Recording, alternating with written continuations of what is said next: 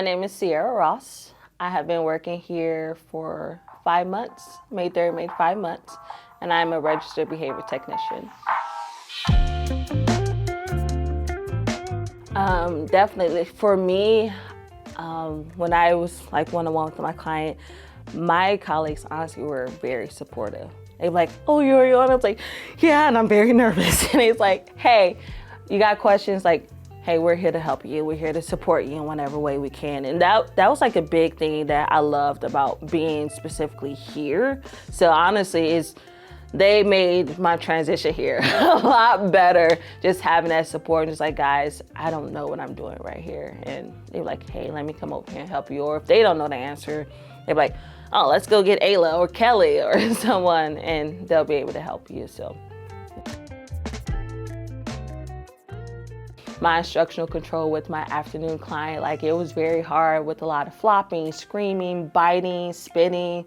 Like, I got spit on a couple of times, I got hit a couple of times. And so that was like really, really hard. And I'm just like, I can't deal with this every single day. But it's just like, it's not every day. You know, like, it was very hard, but it's like now those behaviors are way less than what it was at the beginning, which I'm very grateful. And so that's a high in her now finally potty training, where she's not even having any accidents anymore. Like, that's a huge win. We have highs and lows, but you have more highs than there are lows when you like really look at it.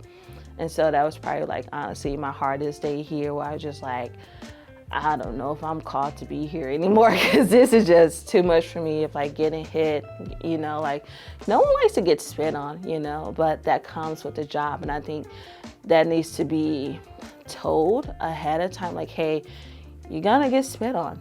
Like, you're gonna get hit, you might get kicked, you might get something thrown at you, but most of it is because they want to communicate something that they're not able to. But it's like, once you're able to give them the language, it like things begin to shift, things begin to turn. And I've seen that time and time again with my afternoon client.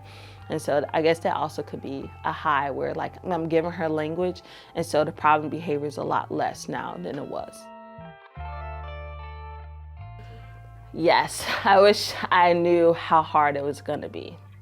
How there are gonna be days where you're completely frustrated, where you're completely in the deep end, and you're just like, I am just barely treading the water.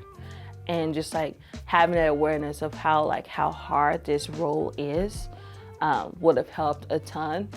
But also like the reward is so much greater when like it finally clicks, or when they finally say the word that you've been practicing with them forever, or when they're finally like 100% fully potty trained, like you've been a part of that journey, and just like, man, I didn't think I was gonna ever see the victory or the light at the end of this tunnel. And then you see it happening. So it definitely takes a special type of person. Like, this job is not for everyone. Like, you have to have like either a strong calling to children with disabilities, or either a strong backbone, because if you're not careful, these kids will knock you off your feet. You know, they will give you the run for your money, because yes, they have a disability, but man, they're so smart. And so if you're not like on your P's and Q's, they will literally knock you on your feet. So just like, and you just have to be aware of that. And so definitely, like, if you feel called to be a BT, do it, because children need therapists. We all need help. We're all growing, we're all learning. And some children need more help than others, and that's okay.